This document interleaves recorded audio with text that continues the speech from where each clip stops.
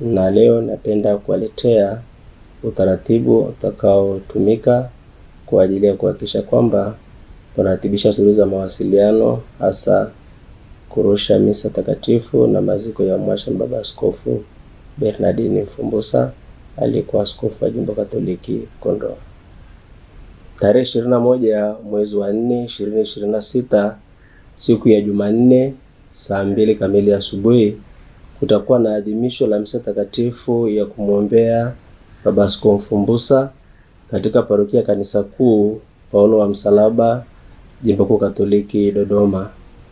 Vyombo vyetu vya habari vitarusha misa hiyo mbashara.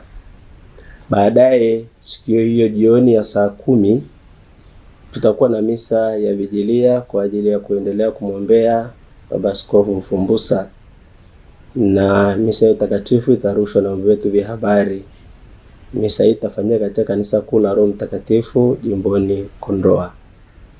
Tarehe 22 mwezi wa 4 2026, siku ya Jumatano, saa 4 asubuhi, adhimisho la misa takatifu itaanza kwa ajili ya kumwombea Mhashamu Baba Mfumbusa, na baadaye maziko katika parokia Kanisa Kuu la Roho Mtakatifu Kondoa.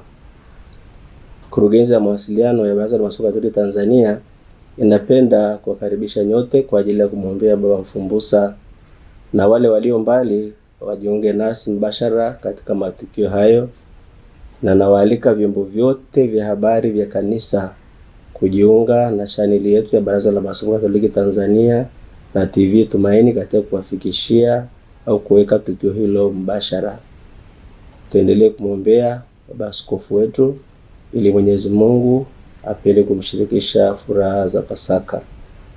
Raha ya milele umpe Askofu Mfumbusa, Bwana, na mwanga wa milele umwangazie. Apumzike kwa amani. Amina.